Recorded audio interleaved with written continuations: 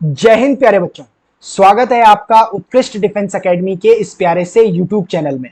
तो बच्चों, परिश्रम बैच की इस बेहतरीन सीरीज को आगे बढ़ाते हुए आज हम फिर से कंटिन्यू करेंगे अपने लास्ट 15 इयर्स के फिजिक्स के क्वेश्चंस को। लास्ट में हमने देखा था कि हमने 2012 का फर्स्ट पेपर के सारे फिजिक्स के क्वेश्चन डिस्कस कर लिए थे। आज हम करने जा रहे हैं 2012 सेकंड पेपर, जिसमें आपके जितने भी फिजिक्स के क्वेश्चंस आ रखे हैं उन सबको कंप्लीट करेंगे। जैसा आपको पता है कि हम लास्ट 15 इयर्स के क्वेश्चन लगा रहे हैं, जिससे कि आपका क्या है, एक एक कंसेप्ट डेवलप हो जाएगा फिजिक्स से रिलेटेड, सो दैट कि जो अपकमिंग एनडीए का एग्जाम है वो बिल्कुल आप बेहतरीन ढंग से उसमें हर एक क्वेश्चन को अटेम्प्ट कर पाएंगे और सही आंसर को टिक लगा पाएंगे। तो करते हैं शुरुआत इस बेहतरीन वीडियो की। देखिए, तो हमारे पास क्या है, आज एनडीए सेकंड 2012 का ये पेपर है और इसके सारे क्वेश्चंस हमने इंक्लूड करे हुए हैं। क्लियर है? अब देखिए, पहला क्वेश्चन हमें क्या पूछ रहा है, which one among the following transition is associated with the largest change in energy in hydrogen atom. यानी निम्नलिखित संक्रमणों में से कौन सा एक हाइड्रोजन परमाणु में महत्तम ऊर्जा अंतर के संबंध है। क्लियर है? यानी आपको यहां पे ट्रांजिशन दे रखे हैं कि इलेक्ट्रॉन कहां से कहां जा रहा है, किस ऑर्बिट से किस ऑर्बिट में जा रहा है, या किस एनर्जी लेवल से किस एनर्जी लेवल में जा रहा है। तो आपको बताना है जो चेंज इन एनर्जी हो रही है वो किसमें सबसे अधिक हो रही है। तो बोहर के अकॉर्डिंग, बोहर एटॉमिक मॉडल के अकॉर्डिंग जो चेंज इन एनर्जी का फॉर्मूला है वो del E is equals to 13.6 with in bracket 1 upon N F square minus 1 upon N I square है आपके पास। ए फॉर्मूला है। अब करते हैं, हमारे पास पहले ए पार्ट के लिए करते हैं, तो डेली निकालते हैं। ए पार्ट के लिए ये क्या आ जाएगा, 13.6 इंटू 1 अपॉन एन एफ क्या है आपके पास, 3 है, यानी 3 का स्क्वायर 9 हो जाएगा, माइनस आपके पास 1 upon N I square, N आई क्या है आपके पास 25 हो जाएगा। क्लियर है? और अगर आप इसे देखेंगे तो आप इसे अगर कैलकुलेट करेंगे तो ये आपके पास आ जाएगा 13.6, ये आ जाएगा आपके पास, 25 इधर चले जाएगा, 9 इधर चले जाएगा, ये आएगा 16 ओवर 9 इंटू 25। और अगर आप इसे कैलकुलेट करेंगे तो ये आपका आएगा 0.97 इलेक्ट्रॉन वोल्ट। क्लियर है? ऐसे ही अगर आप बी को सॉल्व करेंगे तो आपको del E is equals to मिल जाएगा 13.6, आपका एन एफ क्या है आपका 1 है, तो 1 अपॉन 1 माइनस 1 अपॉन 2 2 जार 4, और इसे आप लिखेंगे तो यह आ जाएगा 13.6 इंटू यह आ जाएगा 4 माइनस 1 3 बाई 4, और इसे अगर आप कैलकुलेट करेंगे तो यह आ जाएगा आपके पास 10.2 इलेक्ट्रॉन वोल्ट। ये जो आपके पास एक्सप्रेशन है ये इलेक्ट्रॉन वोल्ट में है। ठीक है? सी को अगर आप देखेंगे तो del E is equals to अगर आप कैलकुलेट करेंगे तो 13.6 इंटू आपके पास एन एफ क्या है 2 है, तो 1 अपॉन 4 माइनस 1 अपॉन 9 आ जाएगा। क्लियर है? तो ये आपके पास आ जाएगा 13.6 विद इन ब्रैकेट आ जाएगा, 9 इधर चला जाएगा, 4 इधर चला जाएगा, तो 5 अपॉन 9 4 जार 36 हो जाएगा, जो कि आपके पास कैलकुलेट करके 1.8 इलेक्ट्रॉन वोल्ट आएगा।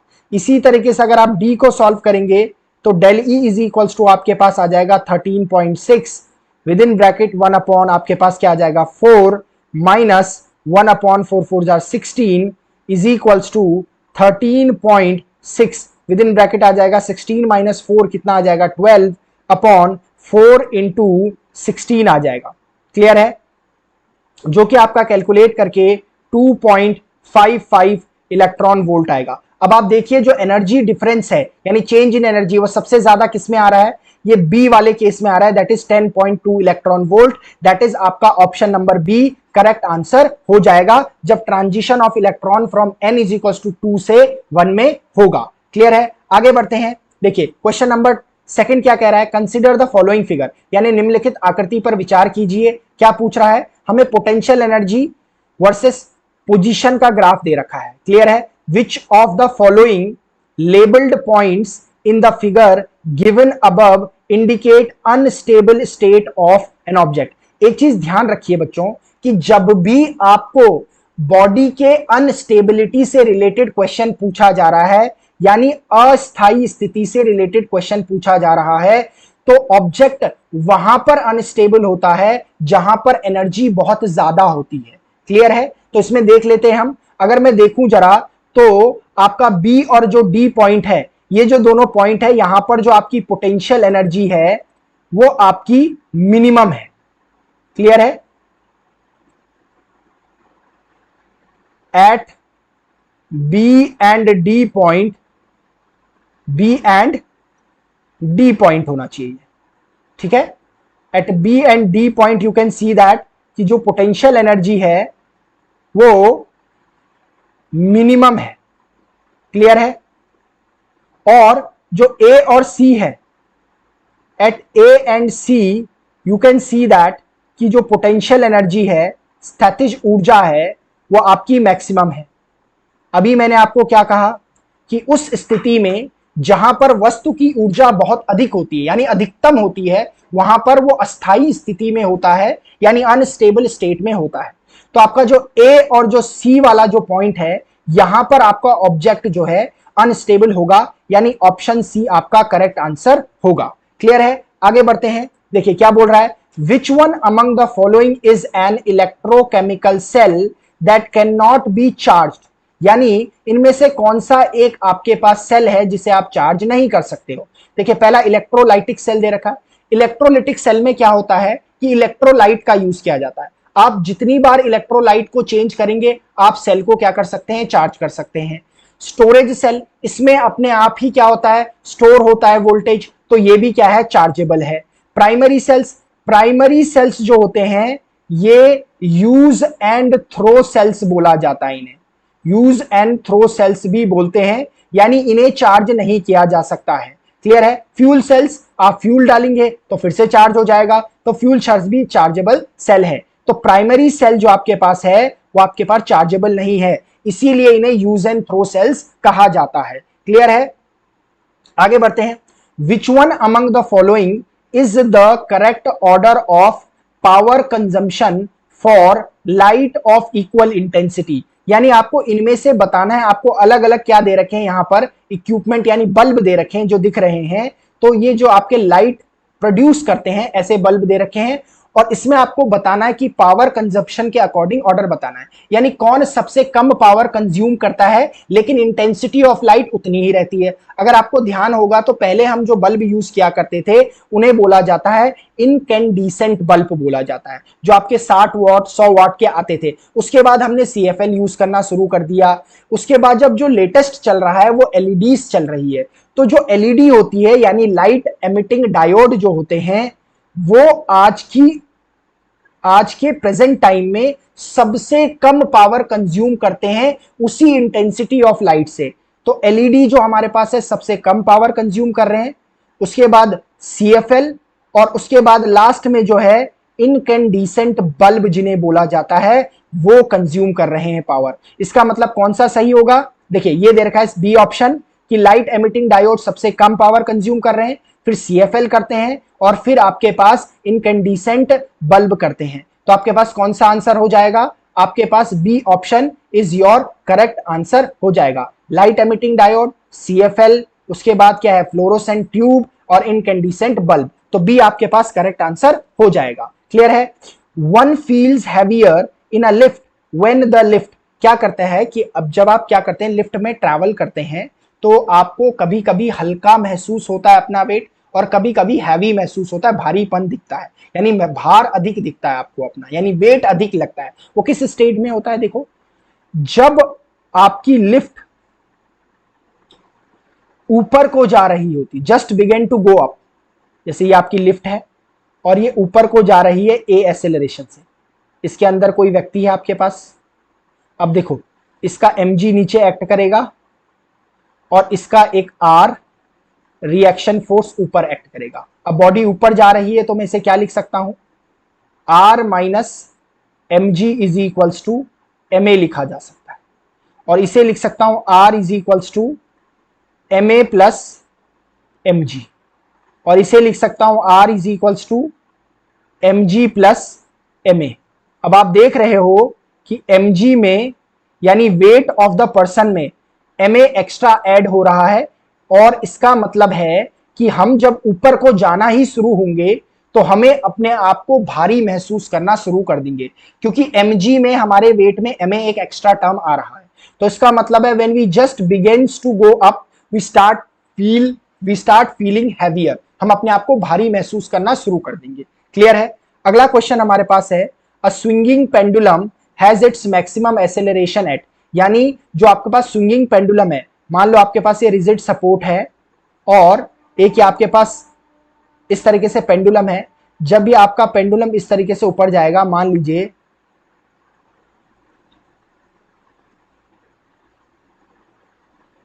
यहां पर बॉल है, ठीक है, यहां पर बॉल है, इन पोजीशंस को कहा जाता है एक्सट्रीम पोजीशंस, इन्हें कहा जाता है एक्सट्रीम पोजीशन, इसे भी, ठीक है, और ये मेरे पास है मीन पोजीशन। क्लियर है। अब जैसे ही एक्सट्रीम पोजीशन में ऑब्जेक्ट होता है तो यहां पर वेलोसिटी 0 होती है, और जब इस एक्सट्रीम पोजीशन से ऑब्जेक्ट नीचे आना शुरू करता है तो उसका एक्सेलरेशन डिक्रीज करने लगता है। अब जब एक्सेलरेशन नीचे को आते समय डिक्रीज कर रहा है, इसका मतलब एक्सेलरेशन एक्सट्रीम पोजीशन पर क्या रहा होगा, मैक्सिमम रहा होगा। तभी तो when this Bob starts coming in the downward direction, इसका एक्सेलरेशन डिक्रीज कर रहा है।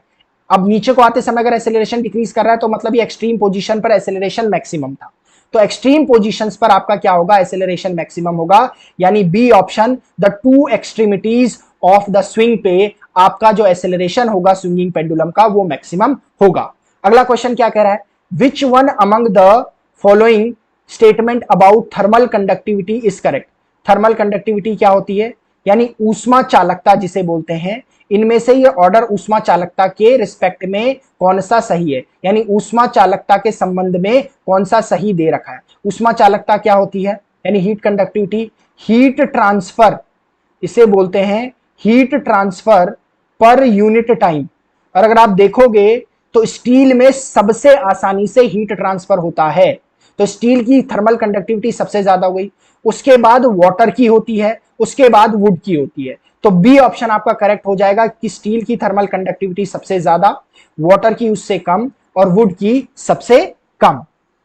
अगला पूछ रहा है the process of nuclear fusion in the sun requires. देखिए जो न्यूक्लियर फ्यूजन होता है वो 1H2 प्लस 1H2 ये सन के अंदर होता है और इससे बनता है 2He4, यानी दो हाइड्रोजन एटम क्या कर रहे हैं, फ्यूज करके मिलके एक भारी न्यूक्लियस बना रहे हैं, यानी एक भारी नाभिक बना रहे हैं, that is helium nucleus. Clear है। और ये कब होता है, जब डेल्टी यानी temperature is very high,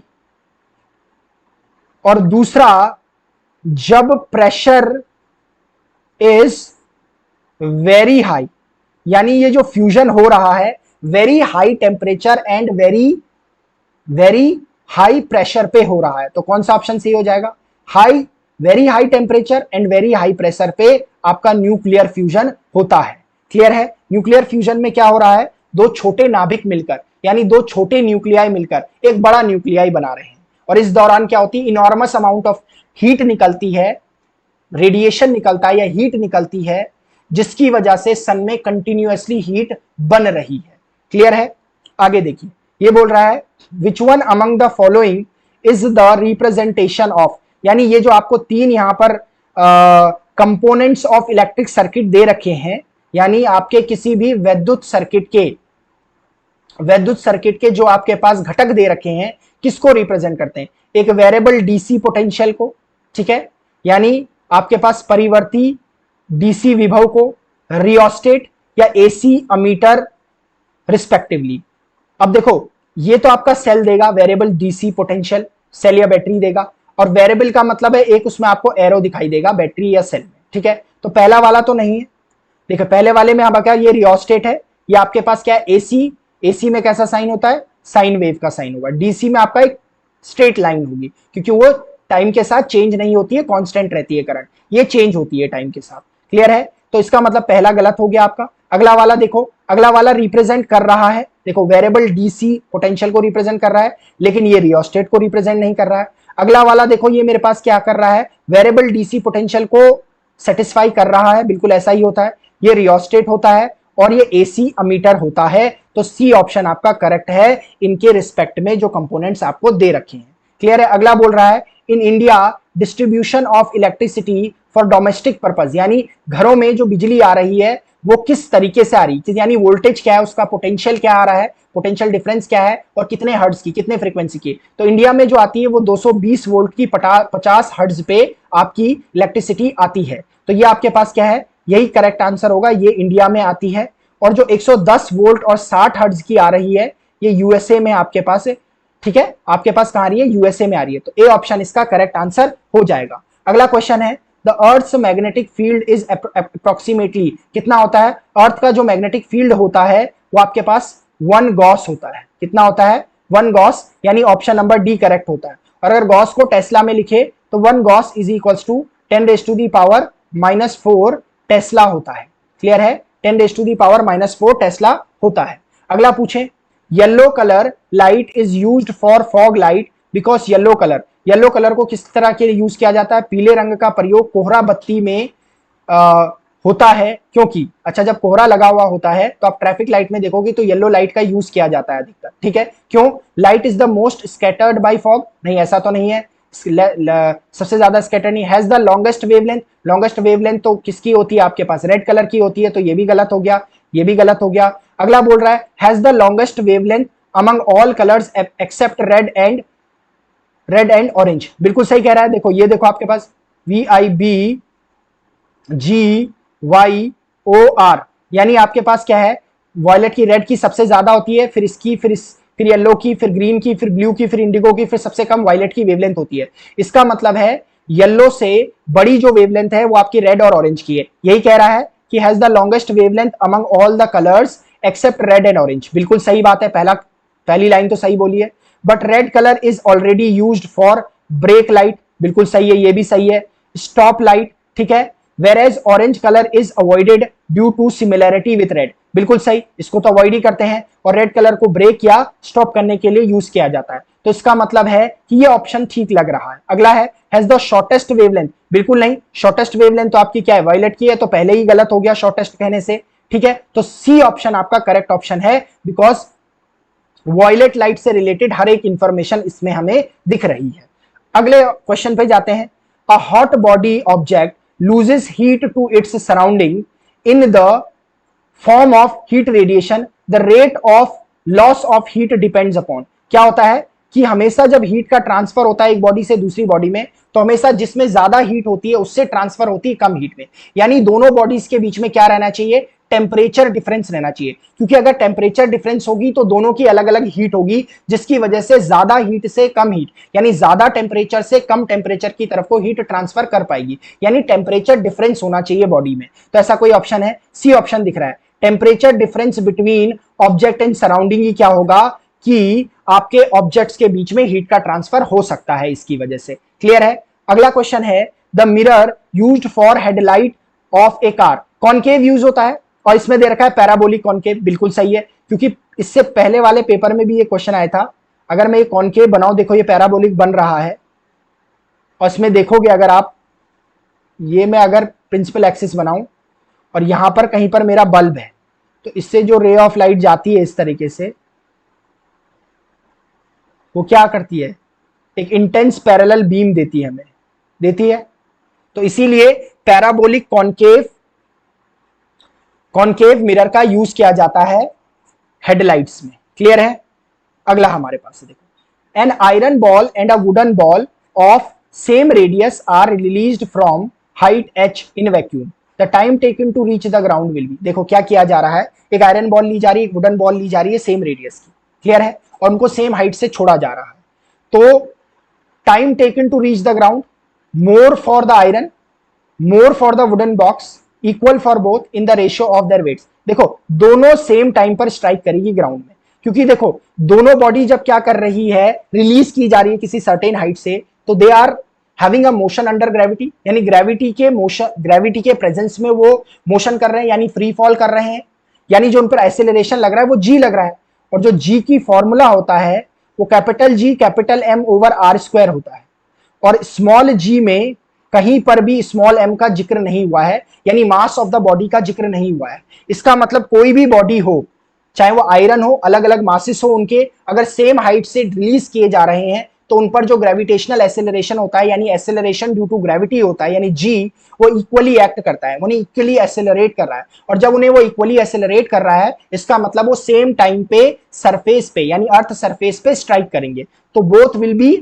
reaching at the earth surface at equal time. Clear है? अगला क्वेश्चन है कि match the list first and second, select the correct answer using the code given below. आपको दो लिस्ट दे रखी है, एक मैग्नेट दे रखा है और उनकी प्रॉपर्टी दे रखी है, कौन सा किससे मैच कर रहा है देखिए। आर्टिफिशियल मैग्नेट दे रखा है ए, लॉन्ग लिव्ड नहीं, last for infinitely long period, short lived. तो देखिए आपके पास क्या है, जो आर्टिफिशियल मैग्नेट्स होते हैं वो शॉर्ट लिव, यानी कम समय तक के लिए ही होते हैं, क्योंकि आर्टिफिशियल मैग्नेट का मैग्नेटिज्म खत्म हो जाता है जल्दी। परमानेंट मैग्नेट कैसे होते हैं, लॉन्ग लिव्ड होते हैं, लंबे समय तक के लिए चलते हैं, तो इसका तो फर्स्ट हो गया।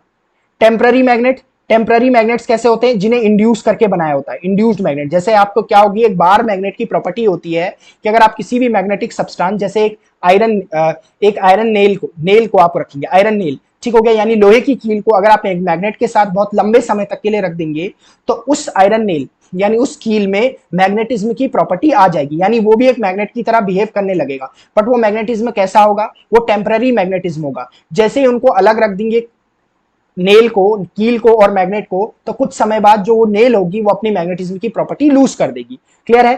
अर्थ एज अ मैग्नेट, तो अर्थ में तो जो मैग्नेटिज्म है वो last for infinitely long period होगा। इसका मतलब है अगर मैं लिखूं तो ए बी सी डी, अगर आप देखोगे तो ए ऑप्शन का क्या आ रहा है, 3 आ रहा है, बी ऑप्शन का 1 आ रहा है, सी ऑप्शन का 4 आ रहा है और डी ऑप्शन का 2 आ रहा है। 3142, 3142 ए ऑप्शन ही मुझे मिल गया है, तो ए ऑप्शन आपका करेक्ट आंसर हो जाएगा। अगला क्वेश्चन क्या कह रहा है देखो, a body weight 5 kg on equator at the poles is likely to weigh.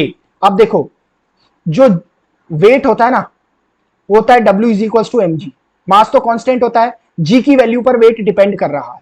अब देखो, अगर मैं इक्वेटर और पोल्स की बात करूं तो इक्वेटर पर जो g की वैल्यू होती है वो slightly less than at poles होती है।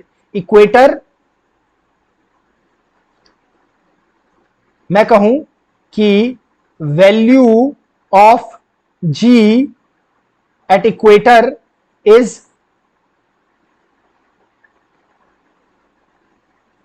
Slightly less than at poles, यानी पोल्स पर जी की वैल्यू ज्यादा होती है। अब जी की वैल्यू अगर ज्यादा होगी तो इसका मतलब वेट ज्यादा फील होगा, यानी जिसकी वेइंग, जिस मास की वेइंग हम पोल्स पर करेंगे उसका वेट ज्यादा होगा, किसके कंपैरिजन में, जब हम उसी मास को इक्वेटर पर मेजर कर रहे हैं। तो इक्वेटर पर जो वेट आएगा वो आपके पास स्लाइटली लेस आएगा, किसके कंपैरिजन में, पोल्स के कंपैरिजन में।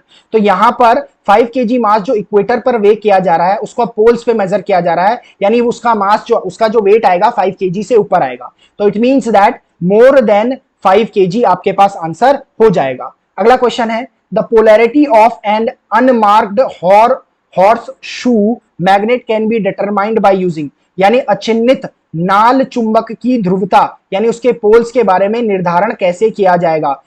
आपको क्या दे रखा है, charge glass rod, a magnetic compass, an electroscope, another unmarked bar magnet. आपका आंसर क्या होगा, आपका मैग्नेटिक कंपास होगा। सबसे सिंपलेस्ट है भाई, किसी भी मैग्नेट की आपको पोलैरिटी पता करनी है तो मैग्नेटिक कंपास से पता कर दो, क्योंकि मैग्नेटिक कंपास में ही आपकी पोलैरिटीज गिवन होती है। अगला क्वेश्चन है, अ स्टेयरकेस हैज 5 स्टेप्स, ठीक है, यानी मुझे एन जो दे रखा है स्टेयरकेस वो 5 स्टेप्स दे रखे, ईच 10 सेंटीमीटर हाई, यानी वर्टिकल हाइट, यानी वाई ले लेता हूं उसको, वो 10 सेंटीमीटर दे रखा है और इसे मैं लिख सकता हूं 1/10 मीटर, ठीक हो गया। And 10 centimetre wide, 10 centimetre wide का मतलब मेरे पास एक्स के अलॉन्ग मुझे दे रखा है, हॉरिजॉन्टल दे रखा है मेरे पास, तो वो कितना दे रखा है, 10 सेंटीमीटर दे रखा है, इसे भी मीटर में कन्वर्ट करूंगा तो 1/10 मीटर आ जाएगा। उसके बाद बोल रहा है what is the minimum horizontal velocity, minimum horizontal velocity निकालनी है, ठीक हो गया। और जी की वैल्यू मुझे दे रखी है 10 metre per second, clear, 10 metre per second square. अब देखोगे दो मोशन दे रखे हैं, अगर मैं वर्टिकल डिस्टेंस को देखूं किसको देखूं, वर्टिकल डिस्टेंस को देखूं, तो मेरे पास क्या आ जाएगा, स्टेप्स कितने हैं, n है, और y आ जाएगा। वर्टिकल के केस में हमारे पास क्या हो जाएगा, इनिशियल वेलोसिटी 0 हो जाएगी, ठीक है। तो N Y is equal to हमारे पास क्या होता है, y is equal to formula कौन सा होगा, U T plus half G T square.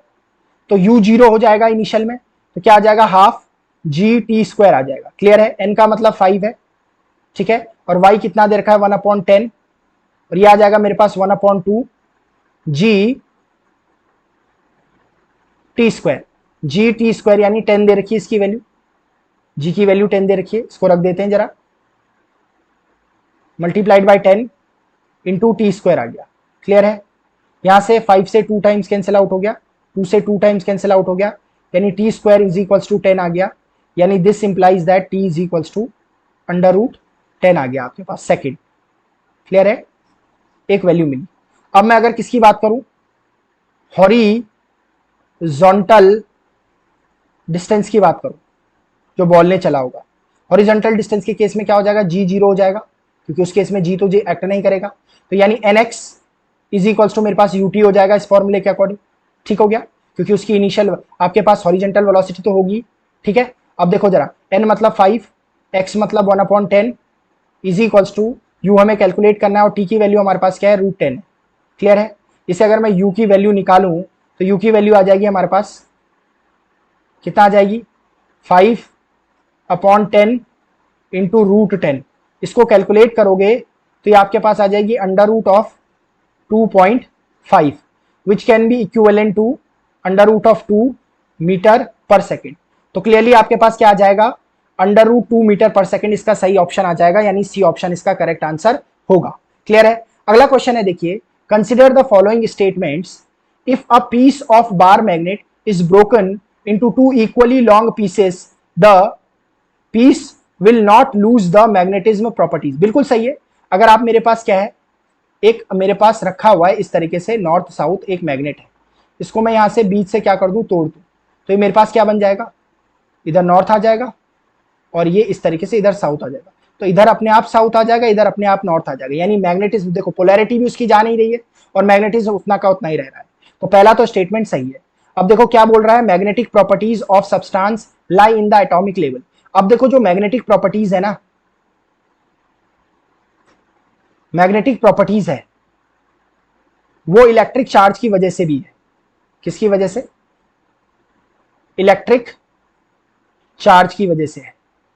और जो इलेक्ट्रिक चार्ज है उसमें बेसिकली कौन, इलेक्ट्रॉन्स, और इलेक्ट्रॉन्स कहां आते हैं, एटॉमिक लेवल पर आते हैं। कहां आते हैं, एटॉमिक लेवल पर आते हैं। क्लियर है, तो इसका मतलब है कि magnetic properties of substance lie in the atomic level. बिल्कुल सही है, दूसरा भी सही है, तो यानी पहला और दूसरा दोनों सही है, यानी option number C both 1 and 2 are correct. अगला क्वेश्चन क्या पूछ रहा है, consider the following circuit, circuit को देखना है, the current flowing through each of the resistors connected in the above circuit, यानी दोनों में से कितनी करंट जा रही है। क्लियर है, अब पहले हम क्या निकाल देते हैं, टोटल करंट निकाल देते हैं।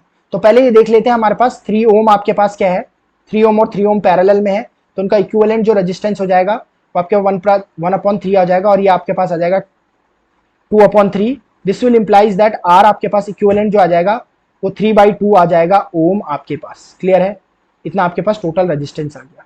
V इज इक्वल टू आपको कितना गिवन है, 6 वोल्ट गिवन है, तो करंट हम निकाल देंगे total current, V is equal to I R होता है। I इज इक्वल टू मेरे पास क्या हो जाएगा, V/R हो जाएगा। V कितना दे रखा है, 6 दे रखा है, और R की वैल्यू क्या दे रखी है, 3/2। 3/2 का मतलब है 2 पर चला जाएगा, 3 नीचे, तो 3 multiplied by 2, 3 2 times cancel out हो गया, और I इज इक्वल टू मेरे पास 4 एम्पियर आ गया। यानी जो सर्किट में करंट जा रही है वो ये 4 एम्पियर की है। क्लियर है, ये भी 4 एम्पियर की है। अब जब यहां से जाएगी तो ये बट जाएगी दो में। अब क्योंकि रेजिस्टेंसेस दोनों में सेम है, तो इसका मतलब है यहां पर भी 2 एम्पियर जाएगी और यहां पर भी 2 एम्पियर जाएगी।